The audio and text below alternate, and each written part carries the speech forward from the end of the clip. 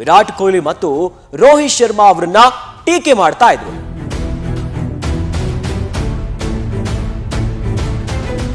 ಯುವರಾಜ್ ಸಿಂಗ್ ಅವರು ಒಂದು different version ಆಗಿ ಉತ್ತರವನ್ನ ಕೊಟ್ಟಿದ್ದಾರೆ. ನಮಸ್ತೆ ವೀಕ್ಷಕರೇ, ನೀವು ನೋಡ್ತಾ ಇದ್ದೀರಾ ಗ್ಯಾರಂಟಿ ನ್ಯೂಸ್. ನಾನು ಅಖಿಲೇಶ್ ದಬ್ಬೆಕಟ್ಟೆ. ಆಸ್ಟ್ರೇಲಿಯಾದಲ್ಲಿ ಟೀಂ ಇಂಡಿಯಾ ಸರಣಿ ಸೋತ ಬೆನ್ನಲ್ಲೇ ಸಾಕಷ್ಟು ಟೀಕೆಗಳು ಬಂತು. ಅದರಲ್ಲೂ ಕೂಡ ಟೀಂ ಇಂಡಿಯಾದ ಘಟಾನುಘಟಿ ಆಟಗಾರರಾಗಿರೋ ವಿರಾಟ್ ಕೊಹ್ಲಿ ಮತ್ತು ರೋಹಿತ್ ಶರ್ಮಾ ಅವರನ್ನ ಟೀಕೆ ಮಾಡ್ತಾ ಇದ್ರು. ಆದ್ರೆ ಈ ಬಾರಿ ಆಟವನ್ನ ಗಮನಿಸ್ತಾ ಇದ್ರೆ ಸ್ವಲ್ಪ ಟೀಕೆಗೆ ಗುರಿಯಾಗದೆ ಹೊಗಳಿಕೆಯನ್ನ ತೆಗೆದುಕೊಳ್ತಾ ಇರೋದಂತಂದ್ರೆ ಜಸ್ಪ್ರೀತ್ ಬೂಮ್ರಾ ಅವರು. ಅದನ್ನ ಬಿಟ್ಟು ಎಲ್ಲರನ್ನ ಟೀಕೆ ಮಾಡ್ತಿದ್ದಾರೆ.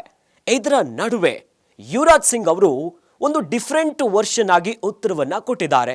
ಅಯ್ಯೋ, ಇತ್ತ ಟೀಂ ಇಂಡಿಯಾ ಸೋಲನ್ನ ಕಂಡು ಭಾರೀ ಟೀಕೆಗಳ ನಡುವೆ ಯುವರಾಜ್ ಸಿಂಗ್ ಅವರು ಏನ್ ಹೇಳಿದ್ದಾರೆ ಅಂತಿದ್ದೀರಾ? ಈ ಬಗ್ಗೆ ಒಂದು ಇಂಟ್ರೆಸ್ಟಿಂಗ್ ಸ್ಟೋರಿ ಎಲ್ಲಿದೆ ನೋಡಿ. ಕೊಹ್ಲಿ ರೋಹಿತ್ ಪರ ಯುವರಾಜ್ ಸಿಂಗ್. ಆಸ್ಟ್ರೇಲಿಯಾ ಸರಣಿ ಸೋಲಿಗಿಂತ ನ್ಯೂಜಿಲೆಂಡ್ ವಿರುದ್ಧ ಸೋಲು ನೋವಾಯ್ತು. ರೋಹಿತ್ ಕೊಹ್ಲಿ ಇಬ್ಬರ ಕೊಡುಗೆಯನ್ನ ಮರೆಯಬೇಡಿ.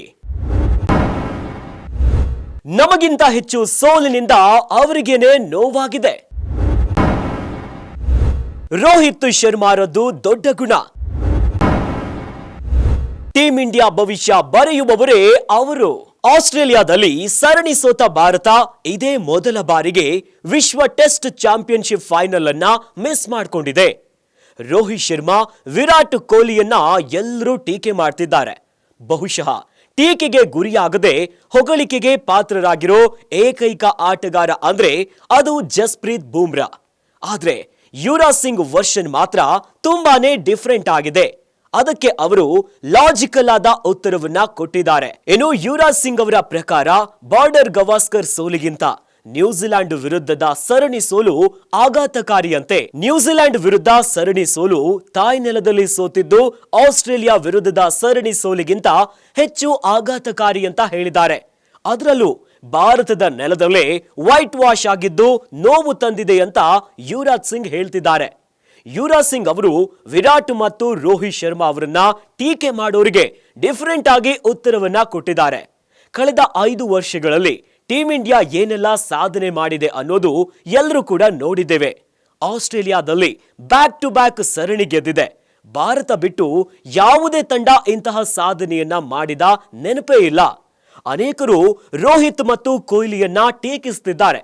ಆದ್ರೆ ಆ ಜನರು ಅವರಿಬ್ಬರು ಈ ಹಿಂದೆ ಏನು ಸಾಧಿಸಿದ್ದಾರೆ ಅನ್ನೋದನ್ನ ಮರ್ತಿದ್ದಾರೆ ಅಂತ ಯುವರಾಜ್ ಸಿಂಗ್ ಕೊಹ್ಲಿ ಮತ್ತು ರೋಹಿತ್ ಅವರನ್ನ ಟೀಕೆ ಮಾಡಬೇಡಿ ಅಂತ ಹೇಳ್ತಿದ್ದಾರೆ. ಅಷ್ಟೇ ಅಲ್ಲ, ಈಗ ಇರೋ ತಂಡವೇ ಈ ಹಿಂದೆ ಗೆದ್ದಿತ್ತು.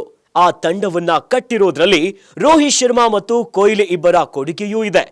ಈ ಸರಣಿ ಸೋಲುಗಳು ನಮಗೆ ನೋವು ಕೊಟ್ಟಿದೆ ನಿಜ, ಆದ್ರೆ ನಮಗಿಂತ ಹೆಚ್ಚು ಅವರಿಗೇನೆ ನೋವಾಗಿದೆ ಅನ್ನೋದು ಯುವರಾಜ್ ಸಿಂಗ್ ಅವರ ವಾದ. ಇನ್ನು ಸರಣಿಯ ಕೊನೆಯ ಪಂದ್ಯದಲ್ಲಿ ತಂಡದಿಂದ ಹೊರಗುಳಿದ ರೋಹಿತ್ ಶರ್ಮಾ ಅವರ ನಿರ್ಧಾರ ನಮಗೂ ಅಚ್ಚರಿಯನ್ನ ತಂತು. ಈ ಹಿಂದೆ ನಾನು ಈ ರೀತಿಯ ನಾಯಕನನ್ನ ನೋಡಿಲ್ಲ. ಅದು ರೋಹಿತ್ ಶರ್ಮಾ ಅವರ ಶ್ರೇಷ್ಠ ಗುಣವನ್ನ ತೋರಿಸ್ತದೆ. ಅವರು ಸೋತರು ಅಥವಾ ಗೆದ್ರು, ಅವರು ಯಾವಾಗಲೂ ಕೂಡ ಶ್ರೇಷ್ಠ ನಾಯಕ. ಅವರ ನಾಯಕತ್ವದಲ್ಲಿ ನಾವು ಏಕದಿನ ವಿಶ್ವಕಪ್ ಅನ್ನ ಆಡಿದ್ದೇವೆ. ನಾವು T20 ವಿಶ್ವಕಪ್ ಅನ್ನ ಗೆದ್ದಿದ್ದೇವೆ. ಆದ್ರೆ ಆಸ್ಟ್ರೇಲಿಯಾದ ವಿರುದ್ಧ ಸೋತಿರೋದಕ್ಕೆ ಹೆಚ್ಚಾಗಿ ನೋವಿಲ್ಲ. ಯಾಕೆಂದ್ರೆ ಆಸೀಸ್ ಉತ್ತಮ ತಂಡ. ಕಳೆದ 2 ವರ್ಷಗಳಿಂದ ಅತ್ಯುತ್ತಮ ಕ್ರಿಕೆಟ್ ಅನ್ನ ಆಡ್ತಿದ್ದಾರೆ ಎಂದಿದ್ದಾರೆ. ಇನ್ನು ಫೈನಲ್ ಆಗಿ ಹೊಸ ತಂಡವನ್ನ ಕಟ್ಟೋ ಜವಾಬ್ದಾರಿಯನ್ನ ಅಜಿತ್ ಅಗರ್ಕರ್, ಗೌತಮ್ ಗಂಭೀರ್ ಜೊತೆ ರೋಹಿತ್ ಶರ್ಮಾ, ವಿರಾಟ್ ಕೊಹ್ಲಿ ಮತ್ತು ಜಸ್ಪ್ರೀತ್ ಬೂಮ್ರಾ ಚೆನ್ನಾಗಿ ನಿಭಾಯಿಸ್ತಾರೆ. ಉತ್ತಮ ಪ್ರದರ್ಶನ ನೀಡಿದಾಗ ಹೊಗಳೋದಷ್ಟೇ ಅಲ್ಲ, ಕೆಟ್ಟ ದಿನಗಳಲ್ಲಿ ಅವರ ಜೊತೆ ನಿಲ್ಲಬೇಕು. ಇದೊಂದು ಫ್ಯಾಮಿಲಿ ಅಂತ ಯುವರಾಜ್ ಸಿಂಗ್ ಹೇಳಿದ್ದಾರೆ. ಇನ್ನು ಟೀಕೆ ಮಾಡೋರೇ ಹೆಚ್ಚಾಗುತ್ತಿರೋ ಈ ದಿನಗಳಲ್ಲಿ ಯುವರಾಜ್ ಸಿಂಗ್ ಅವರ ಈ ರೀತಿಯ ವಾದ ಡಿಫರೆಂಟ್ ಆಗಿ ಕಾಣ್ತಿದೆ. ನೋಡಿದ್ರಲ್ಲ ವೀಕ್ಷಕರೇ, ಯುವರಾಜ್ ಸಿಂಗ್ ಅವರ ವರ್ಷನ್ ಕಂಪ್ಲೀಟ್ ಡಿಫರೆಂಟ್ ಆಗಿದೆ. ಇನ್ನು ಸಾಮಾನ್ಯವಾಗಿ ಈ ರೀತಿಯಾದಂತಹ ಮ್ಯಾಚ್ಗಳು ಸೋತಾಗ ಟೀಕೆ ಮಾಡೋದು ಸಹಜ.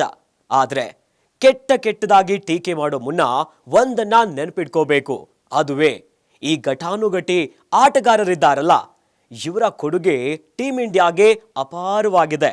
ಇನ್ನಷ್ಟು ಸುದ್ದಿಗಳಿಗಾಗಿ ನೋಡ್ತಾ ಇರಿ ಗ್ಯಾರಂಟಿ ನ್ಯೂಸ್. ಗ್ಯಾರಂಟಿ ನ್ಯೂಸ್, ಸುದ್ದಿ ಖಚಿತ, ನ್ಯಾಯ ನಿಶ್ಚಿತ.